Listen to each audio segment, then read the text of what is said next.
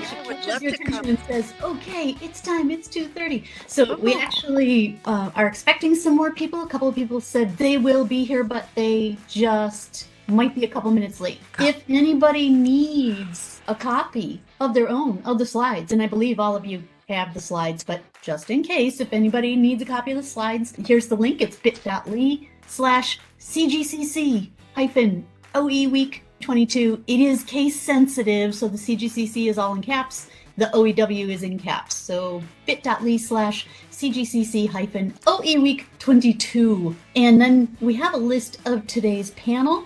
If you are ever coming back to these slides, then we have them hyperlinked. If there is somebody where you can't remember what they were talking about, but wow, Fernando had something great that he talked about, then you can just click on his name and it will hop to his slides, which is one of the things I love with Google Slides, that you can have it interactive like that. Alyssa, did you want to take it from here? Yeah, sure. I guess I wanted to see if people had a preference of, I thought it'd be nice for us to do more of a round robin Yes. going through the questions. Welcome, and we can get started with introductions for the panelists that are here right now. I'm Alyssa Bear. I'm in psychology.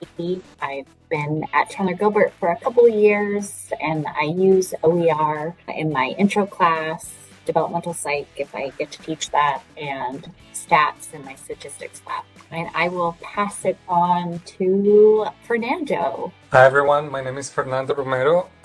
This is my first year at Chandler Gilbert Community College, but not my first year at Maricopa. I've been teaching for Maricopa for 16 years now. I just transferred from Glendale Community College. Chandler Gilbert is my home community because I live close to Chandler Gilbert, and I'm pretty happy to be here in the psychology department. I use OER, as you're going to hear from my presentation, because it actually aligns with many principles that I believe are at the core of our mission at the Maricopa Community Colleges. It also aligns with me as an instructor in terms of my philosophy of teaching and my philosophy of learning and instruction. And I use OER materials in all of my classes. I no longer teach anything without OERs. I teach Introduction to Psychology, Lifespan Development, Positive Psychology, and Psychology and Culture. Who do you want to pass the baton to? Oh yes, and I will be passing the baton to Fabio. Hey, gracias. Thank you. My name is Fabio Correa, and I'm a residential faculty of Spanish. I'm the only one teaching Spanish, or actually any language, as a full-time faculty. This is my 16th year teaching at Chandler Gilbert. And the reason why I started with the OER several years ago was because there was the Maricopa Millions Initiative, which was an initiative launched to save students money on books. So it came out to me even before that, when I started realizing that students were paying as much for the textbook as for the tuition. So I realized that there was something. Of course, I realized, no, I saw that it was ridiculous to be paying almost as much as you were paying for tuition. This was out of my control, because when I arrived to Chandler Gilbert, the two faculty members full-time teaching in Spanish at that time did not want to change direction. So I accommodated my teaching style to what they had in mind. But once they retired, I decided to, since I was going to run the program on my own, to start working on this. So I collaborated with another colleague of mine from Mesa Community College, and we both writing the first manual that we wrote, an electronic manual for all Spanish 101. And the second, my colleague got a sabbatical, and she worked on level 2. And then for level 3 and 4, we both got together. So we ended up writing 4 books, all from our own, using OER supplemental materials for Canvas and in some of the manuals that we wrote. And I applied for a sabbatical as part of this as well. And for Spanish for Healthcare, I developed a website, a Google site that includes all OER. So right now, our entire Spanish program is the only one at the district that has zero cost to students in terms of textbooks. So the students love that idea, and they have told me that when they go and find a class looking for a Maricopa class in Spanish, they see that we are the only ones who do not charge anything for books, and that's a factor for them at the end to make a choice. So that's me. Fabio, you get to pick who goes next. Oh, I would like to continue with my line of Colombians. So how about if we go with Carolina? I pass it on to you. Gracias. You're welcome. Well, I'm Carolina Londoño Michel. I am geoscience faculty. I have a full slide of things, so I think I'm going to talk about everything when I have my slide on. And then I'm going to pass it on to Marie. Hola. I wish I could claim a Spanish-speaking country, but alas. I am Marie Hunsinger, and I teach sociology here at Chandler Gilbert. And like Carolina, I think I'll hold my pertinent information until later. But I'm happy to be here, and I love OER. Nadine? So I'm Nadine Urista. I'm an instructional designer, and some of the faculty I think I've met during the HERF project. So I'm an instructional designer in higher education. I've worked with ASU for over 14, 15 years, and then various community colleges and with the district, and now with CGCC. Because my background varies in anything from the actual design to development of a curriculum course, I'm always working with faculty.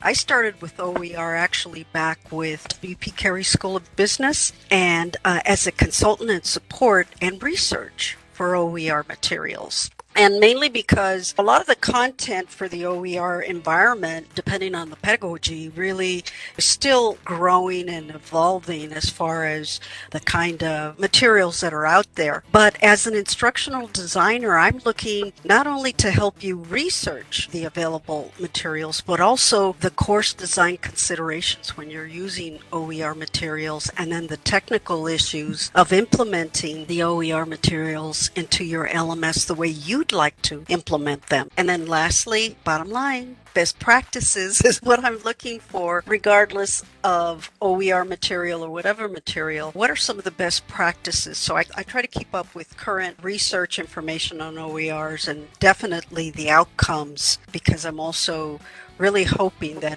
as each institution evolves using the materials, that they keep in mind that it is really important to be able to share amongst you as a group, as a team, so that you understand the impact of student learning outcomes, right, when you use OER materials. So that's who I am, and that's what I do.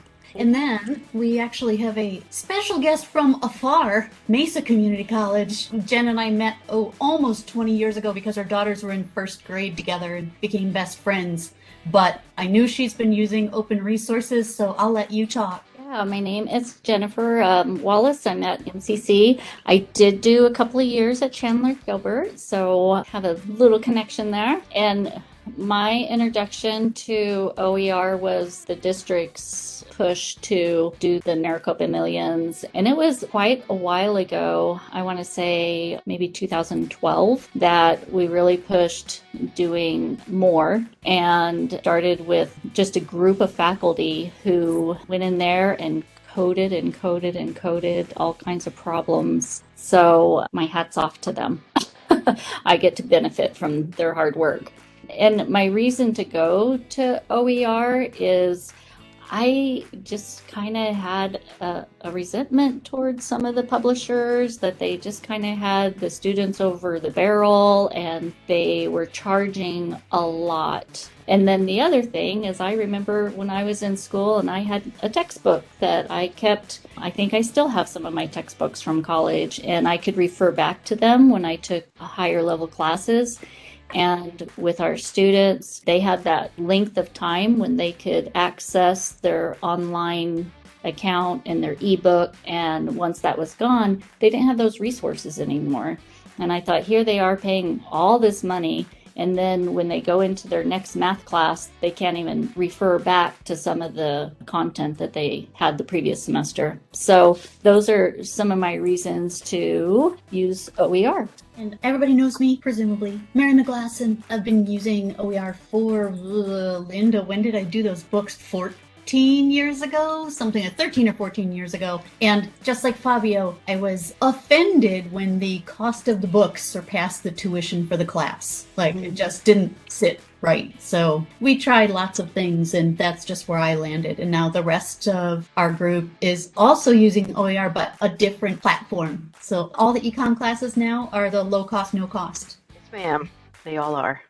All right. Well, we will, as people said they had their information on their slides, we'll give it over to Alyssa. So I really got hooked on OER when I started teaching in the Maricopa system and learning more about Maricopa Millions and going to some workshops. And then once I became a full-time faculty member at Chandler Gilbert, I started applying for the Maricopa Million grant and worked on lifespan developmental work, which was updated with Fernando's help. So it was really great to work across the Maricopa colleges with different colleagues. And then this past summer, I took advantage of our college funding to get 30 hours, which took me more than that, but it gave me a start for stats textbook that I'm still working on with students. So I'm getting student feedback and incorporating that and working with honor students for them to help me with enhancements to the book. So I'm excited.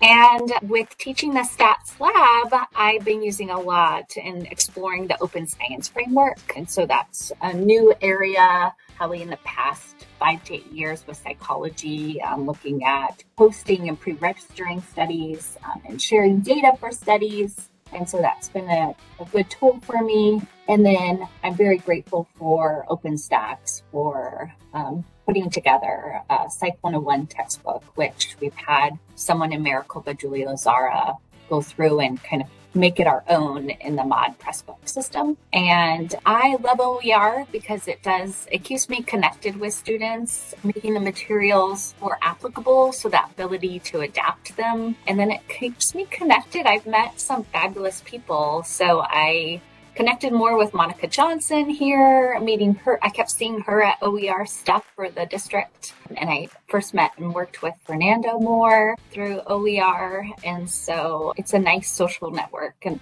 I also greatly appreciate that it's cost savings for students. And so that will keep me going in constantly revising materials and looking for new materials to explore my courses. And maybe that's another benefit to it, is that it keeps us looking at it and constantly refreshing it, which I think when I was using a regular publisher textbook, I would just get comfortable with it. Okay, I'm going to turn it over to Fabio.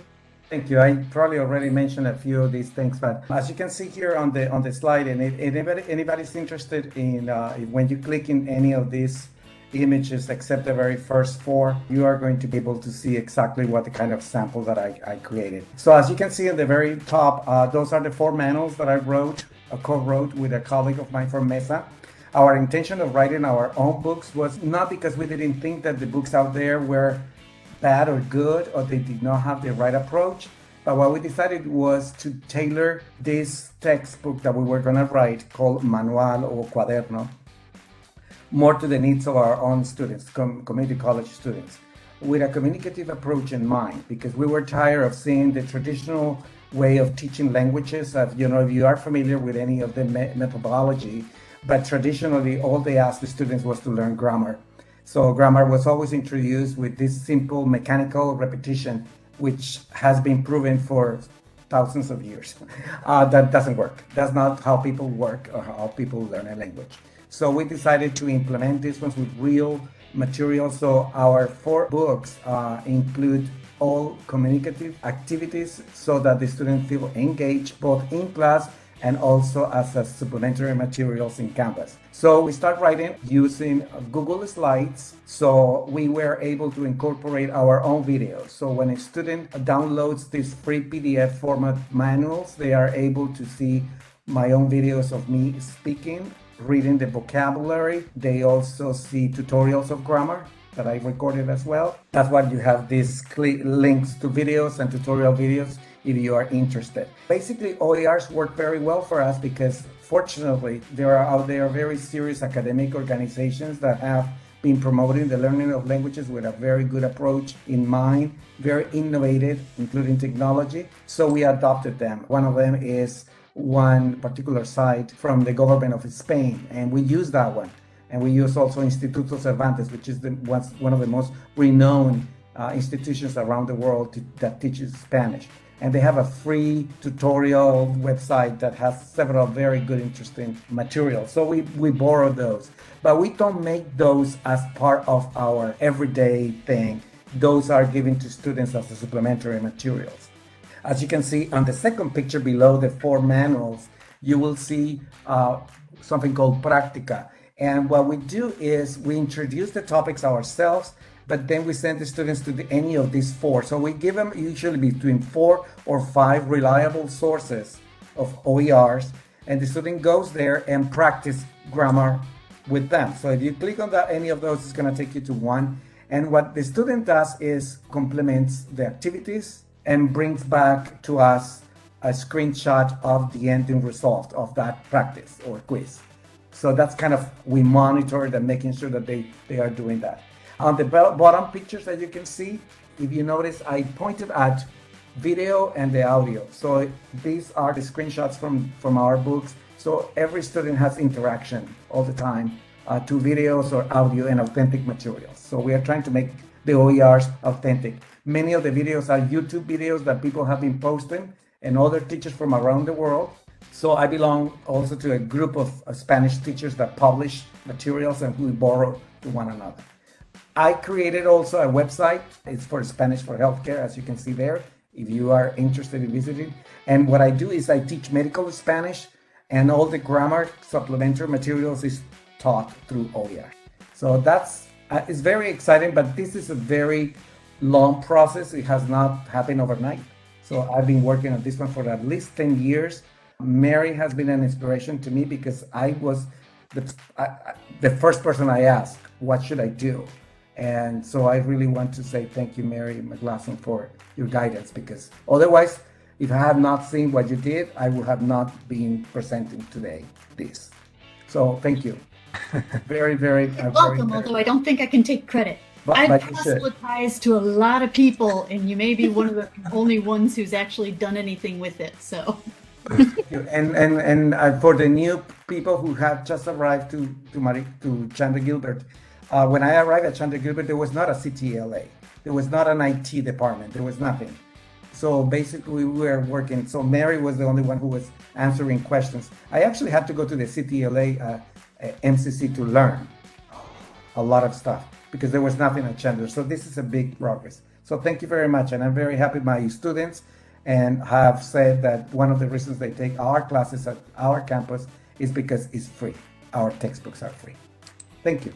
It's nice to hear that. I guess it's reaffirming when you hear that students are specifically choosing our classes for that reason. Marie, you are up. Hi, folks. I apologize for being so backlit. My office. Lots of sun. But yeah, okay, so a little bit about me. I am a Chandler Gilbert alum and have been teaching here since 2012. I received an OIO in 2018 and then got full-time permanent in 2019. I was really resistant to OER at first because I really loved the publisher's extras that they would give you, like the instructor guides and the slides and the test banks and all that stuff that makes your life a little bit easier. And so I did resist it for a while, but students would complain that the textbook would cost, upwards to $120. And as a sociologist, I'm very concerned with inequities and inequalities in our society, and we know that community college students tend to come from more low-income, disadvantaged backgrounds. So to make education more accessible, I decided to try OER, and there was a couple of different options I looked at. Alyssa provided me with an OpenStax OER book for sociology, which was very good.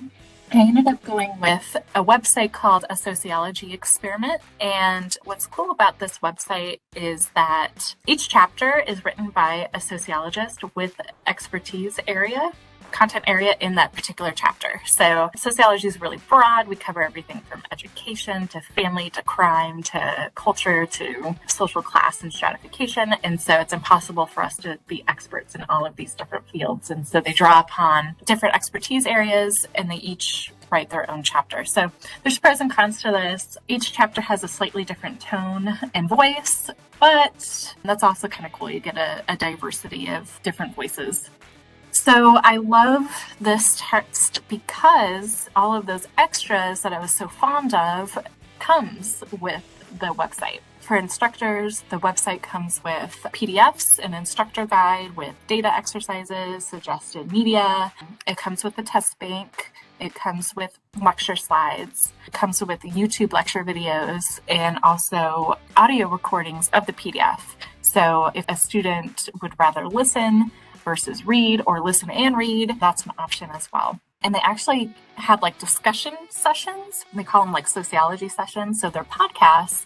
And basically it's like a discussion in a class. They sample some students and they discuss the material, and it's kind of fun to just listen in on a class discussion that way. What I really like about this book is that they update it so frequently. They update it every semester. And so like in 2020, when everything went down with COVID and Black Lives Matter and George Floyd, that was updated in the textbook 2 months later for us to use and for students to really get current events. So I love that. With any textbook, there's weaknesses. There are some concepts that aren't covered that my old textbook used to cover, but I think that could be rectified with supplemental materials. So there's really not a whole lot of downsides to it. And when students purchase the book, it's automatic accessibility. So they get automatic access to the PDF and the audio recording. So there's not that lag of like, oh, I'm waiting for Amazon to send it. And, 2 weeks later, they have easy access to it. And what's nice too is that each chapter is a la carte. So there's 16 available. I think I used like 12 or 13 just to meet my course competencies. And so they don't have to purchase the entire book. They can purchase week by week. And the authors, the website people, they have also said that if a student has trouble purchasing the book for $1 a chapter, that they will work with the students to get them access for free. And of course, we have the PDF. We could send it to them, but they're asking for $1. I assume it's for the upkeep costs. So I try to encourage students to actually buy it. A student, I haven't even asked them for feedback on the book, but a student just kind of randomly sent me a message thanking me for using the low-cost book because she has to buy so many expensive books as a nursing student. So that was nice to hear. And so far, so good. My adjuncts seem to like the textbook as well, although they have some minor critiques, but that's with every book. So That's like with the group of people that we've gathered for this session today, is that it's such a mix. We've got some people who've built stuff from scratch. We've got some people who went out and sort of adopted something that works for them pretty much wholesale. And then we have people who have been able to mix and match pieces that are open resources, but put it together as something that's packaged for their course. So we kind of have all of that represented today, which I think is pretty cool. Monica couldn't be here today, but she did want to make sure that she dropped in the LibGuides for you. I don't know, Alyssa, if you want to talk about this for just a second, because I know you also, I think, have this link in your resources. We're going to have the newbie advice, but one thing for newbie advice is finding those resources. And so whenever I see things through my email for OER stuff, I often forward it to chairs saying, here, nursing, here, biology, here, chemistry. But there's also places to search. And so Monica's LibGuide goes through some of those different areas of resources, and Nadine would be a great resource. You can always reach out to me too. I worked with a couple people over the summer with the summer grant funding to get them started and going. So something to check out. And of course, everybody has access to this information today because you all have access to the slides. And that takes us to Carolina. Wow, having Cyan Proctor as your mentor. She even before she went to space, she kind of overwhelmed me. So. Yes, that's right. Yeah, I'm Carolina Michel again. And before I was at CGC, I worked at South Mountain and I was an adjunct for Cyan. Back then, what we were doing for the classes was SoftChalk. And I don't know how many of you know SoftChalk, but it's a program that allows you to create content. And it also has like formative assessments, and students don't have to pay anything. So they were always like low cost classes, but the faculty pays for the resource, the departments, right? So like a license that you have to renew every year. But that's how we started and how I started thinking about creating content, because I started curating the materials and adding. I was like, oh, this is pretty cool. How we can, have our own textbook and modify it and update it. And I loved it. I loved the idea of SoftChalk.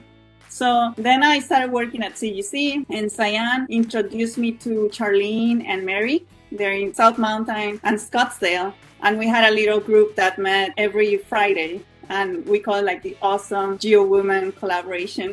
And it was really fun. You know, we would just meet to talk about teaching, classes, how everything was going, bouncing ideas. And then Cyan told us about the Maricopa Millions. She was starting to get involved at the district level. So she told us about the Mod Press grant, which is the Maricopa Open Digital Press. And she was like, you guys should just put together a proposal. And, you know, all that content that we have in Softshop, you can put it into a press book and, you know, just go for it. And she showed us how it worked. And I was like, wow, this is a really cool idea.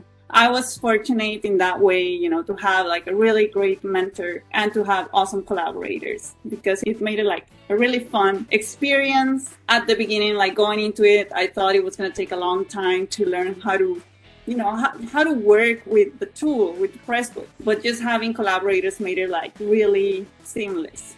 We will have each other, be accountable to each other, and also just it kept expanding as we worked on this group in 2020. So we wrote this book, The Dynamic Planet, put it together. It's being piloted right now. I'm actually have had some conversations with Nadine that's going to help me more to integrate this textbook into our class. But right now we're piloting it. It has its issues. So if students report a typo or some issue, or if they have a good suggestion for the content, then they get points. So they also feel that they are part of this process and they see that, you know, this is really being made right now, which is really cool. And then in 2022, we applied for another grant, but this time with my colleagues at CGC, with Mike Santoro and Jeff Simpson. And we applied to revise it to add 3 more chapters that we think are critical for our curriculum, and to revise the whole thing, proofread it really closely, and just align some of the formatting issues. So that's what we're working on right now. It's like, I love it. That self-publishing feels really empowering. Like, I always wanted to write a book.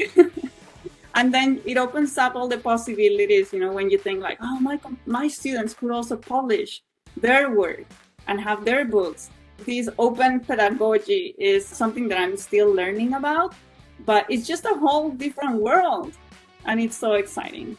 My advice for anybody that wants to start working on this is just network, collaborate, ask for resources, because that really pumps you and opens doors. So that's where we are right now. I'm very proud of this book, although it has a lot of issues. But it's just so ours, you know, it's place-based in Arizona. It has all the examples from the state and also California, like the Southwest. And it's aligned with the district competencies.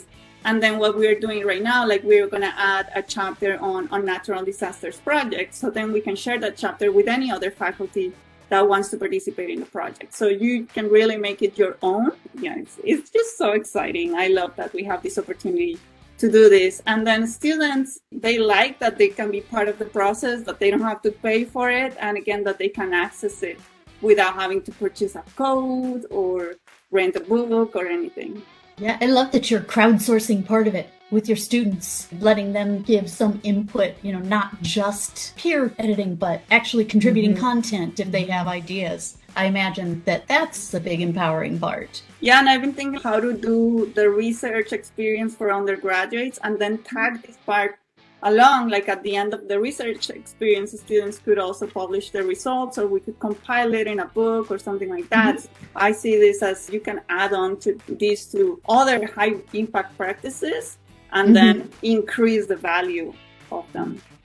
Very nice. Fernando, I know we heard some of this from you, but... Yeah, so I also started the process of getting into OER in terms of following a progression. And for anybody who is not really into OERs yet, I don't want you to feel scared that you have to publish a book or that you have to create websites and you have to take on this huge project, because that's a very scary proposition. And it doesn't necessarily need to imply that all your materials are OER. It may be that you want to start with one specific assignment in one semester. Maybe you increase resources, maybe you add additional resources for your students. and approach this in a very systematic but manageable type of approach. In my field in psychology, at least here at Chandler Gilbert Community College, our bread and butter courses are Psych 101 and Psychology and Culture. And these days, there is so much out there that is already created that is almost no different using OER versus for-profit published materials. So for me, the choice is pretty easy to just adopt whatever. I mean, we have to prep, we have to adapt. So might as well adopt and prep something that is going to make it more likely for students to have access to the materials. Because if you think about it, at the core of our mission at the Maricopa Community Colleges is access and inclusion. And if we really want to make a dent in terms of those variables, inclusion, equity, diversity, accessibility to higher education, we need to think outside of the box and we need to remove as many barriers as we possibly can. And that's what I hear everybody who's presenting here doing. For example, I was very afraid of adopting OER materials. So what I did, my first strategy was to make sure that I adopted low-cost materials. So something that was under $40. And I negotiated very hard with publishers, and they play ball because it was either selling a reduced cost book or not, or losing a big account. So they decided to discount the price. But then I kept having problems because some students will not buy the textbooks. Some students will take a long time to find the book. They will buy the wrong textbook, so on and so forth. With OERs, you can actually integrate them and make them available from day one, and you're removing that barrier. Students don't have to wait for their financial aid to kick in. They don't have to hustle on Amazon.com to find a used copy of the textbook. It's already embedded into your course. It's accessible. The information is there. It may not be necessarily as flashy as the published materials, but in reality, we as instructors, our job is to bring that passion and really add the pizzazz in our courses. But unfortunately, I see us sometimes outsourcing too much. And I attended conferences to develop an expertise in OER. And some of the people that actually turned me towards OER were publishers because they were downright insulting. I remember I attended a conference where one of the publishers kept saying that faculty could not do this. And they had a picture of a bathroom that had a door that was not designed properly and it was bumping into the toilet. And I'm like, okay, I can do this. I can do a good job, and we know we can produce good content. So I want to make a distinction between OERs and high quality OERs. If you're going to just provide zero cost materials that are really bad, you're better off adopting low cost resources that are high quality. Don't compromise quality ever, because students will negatively be impacted by that. But as you can see, I mean, I'm very impressed from what I heard Carolina describe in terms of her book. Also Fabio, all of the textbook materials that he's using, and listen carefully to the kinds of professional development opportunities that this adoption of OER materials help him be able to accomplish. He's part of a network of equally minded, equally motivated professionals, and he has a presence in those communities.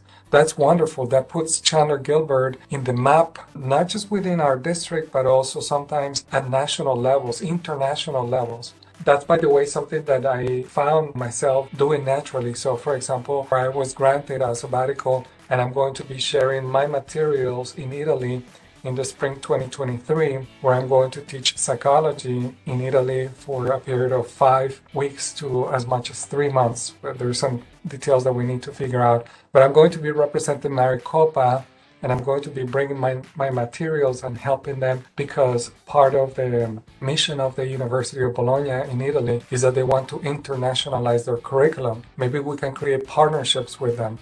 So I think OER is a universe that can open a lot of possibilities for the students in terms of inclusion, diversity, equity, and access.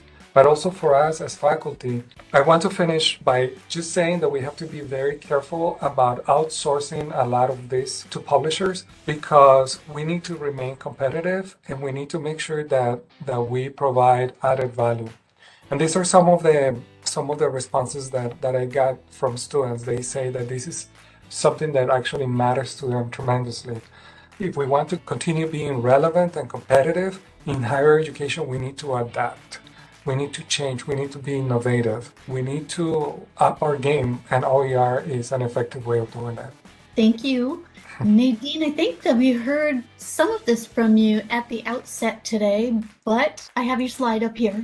Well, this is great that you're recording all of this, because thank you, by the way, for reaching out to me, faculty, and for asking for my support. But I so appreciate that all of you are sharing so much of your experiences with the way that you're using OER, but also your journey to get to the point where you're comfortable to use your OER in your courses. You guys have touched on so many of the specific areas that when a faculty member comes to me, I actually really do take notes of what you've said, what you've accomplished, some of the trials and tribulations that took you to get through it, because it is such a growing field as far as acceptability in OER and acceptability in higher education. And here are some of my reasons, as she has my slide up, that I know that these are the main three areas that when faculty come to me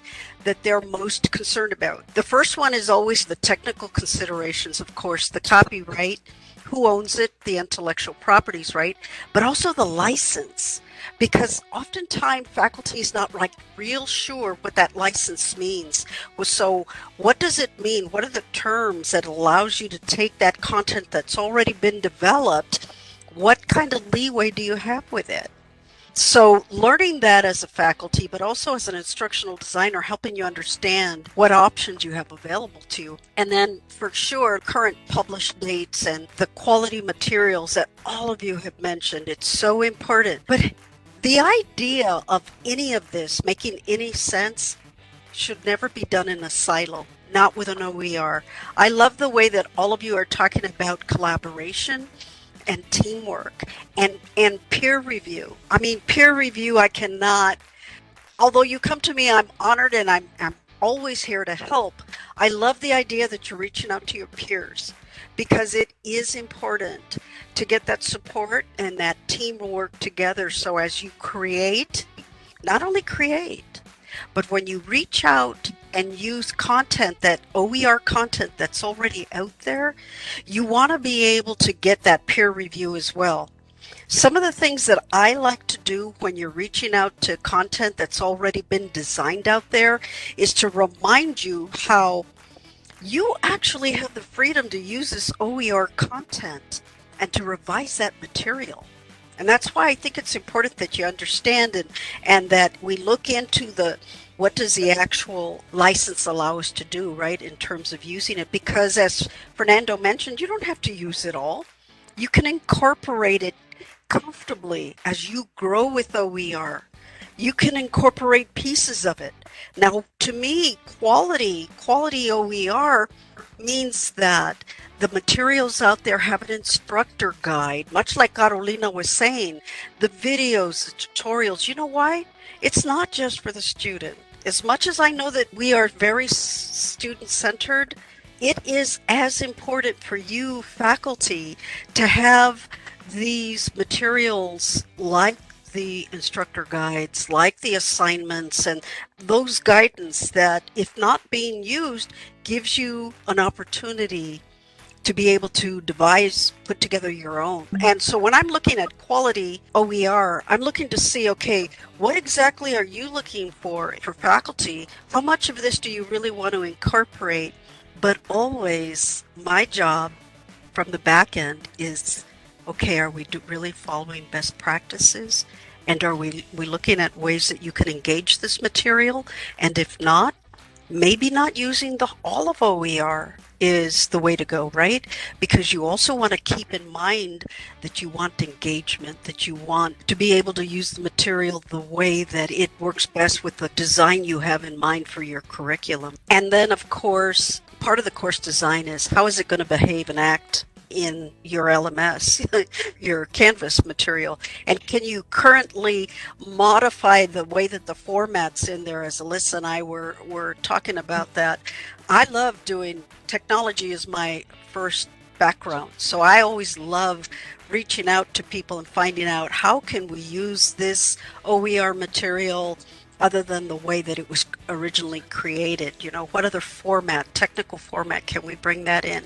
And then, of course, some other cool things that I recently realized is you can take an OER and you can, and Juliet, I think you can speak to this, you could take pieces of that OER and just basically parse it out into your various module links. So that's kind of what I'm playing right now, the technical end of how do you do that and how do you do that seamlessly. And then lastly, one of the things that I would love to see more of, which I heard Carolina mention a bit about it, was what is the impact of your OER? And can you please share that with the whole OER community? What's the impact? Not just, here again, not just to students, but to faculty, to be able to get that buy-in from other faculty. Because you're right, Fernando, what you're going to find is you're going to find a lot of faculty uncomfortable with using OER. So the more that you can share your experiences and the impact on you as faculty and being able to deliver and inspire and encourage and use your OER and engagement, it's invaluable to be able to share all this information.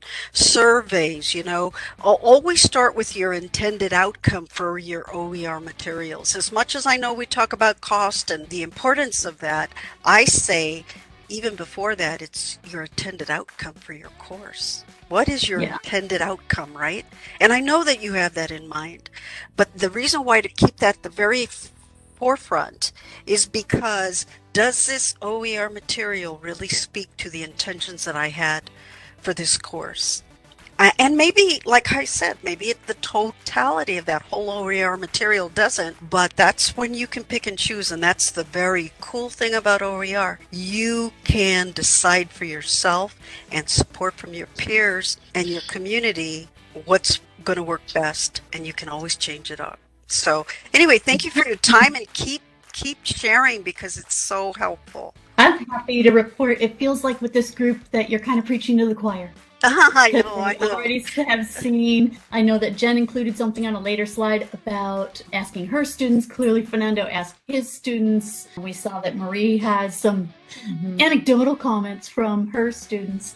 But our last slide is Jen Wallace from Mesa. She is virtually traveling all the way here to Chandler Gilbert. So as I said before, cost was a big consideration when going to the OER. And I actually misspoke earlier. I said that the district started this in 2012, and that's when I started residential here in Mesa. So it was actually much sooner than that. I think it was in the mid-2000s. So they have worked on it for a long time. And I'll have to say, initially, I didn't jump on board because there were so many bugs in the problems, and students were they thought they were getting the math wrong because there were bugs in the problems. And I teach developmental courses, and my students are kind of fragile in that regard. So I held off for quite a while until a lot of the bugs were out. And now it's a really good platform and a good product to our students. I feel it's very worth it. Another thing that different people in the district have done is built the supplemental materials around some of the homework, online homework.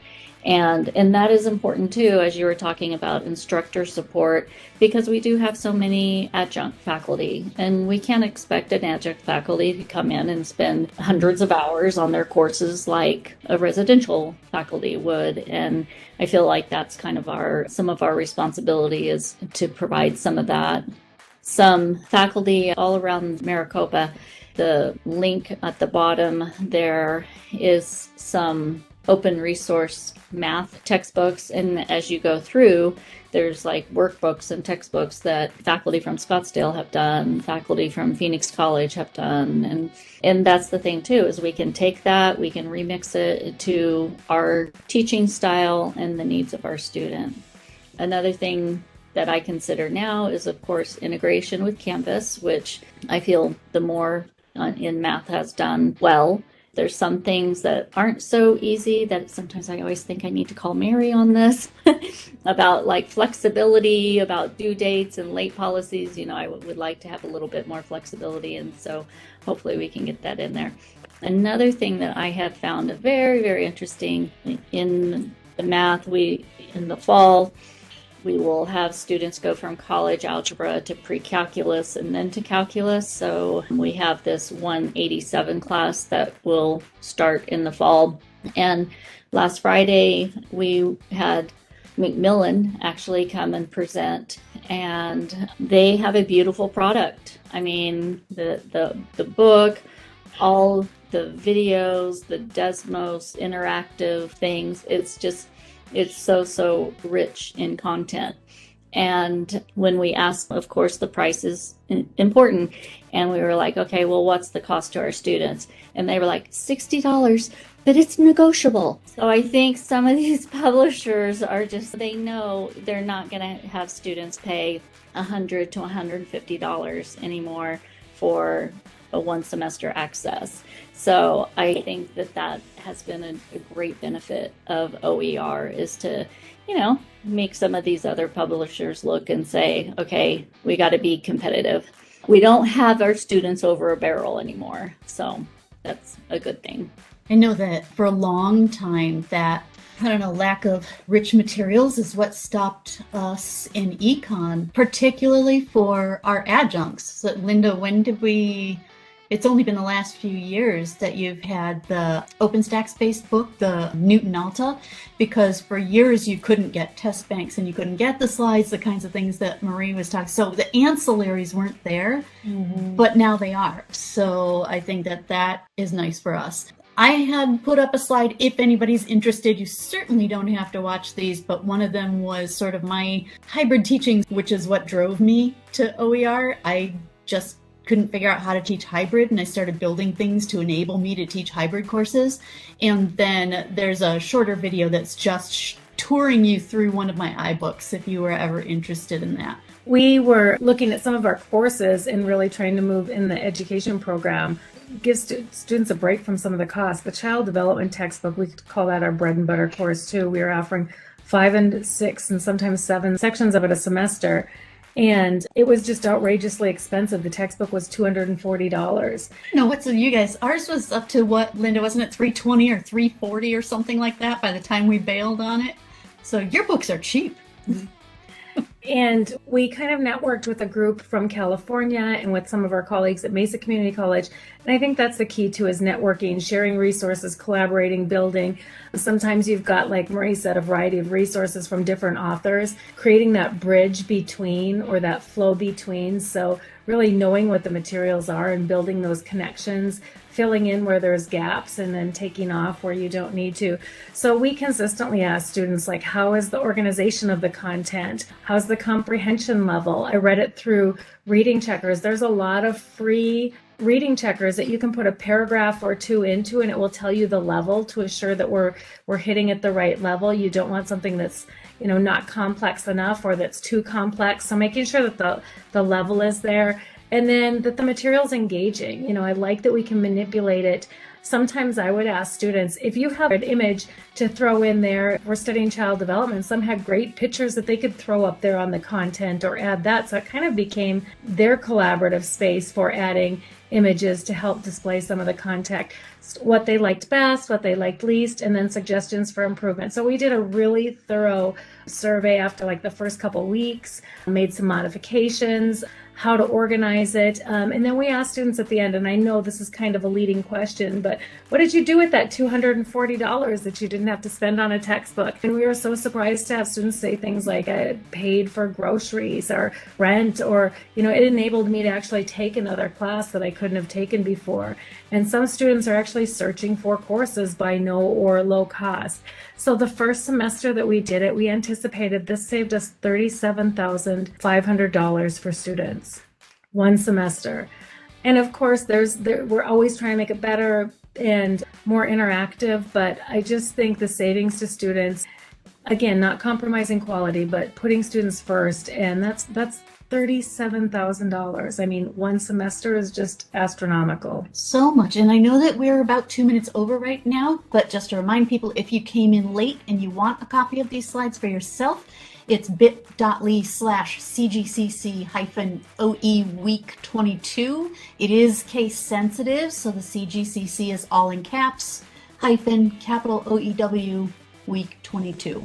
So if you would like a copy, or if you want to tell anybody else that they should get a copy of the slides, then there's your link.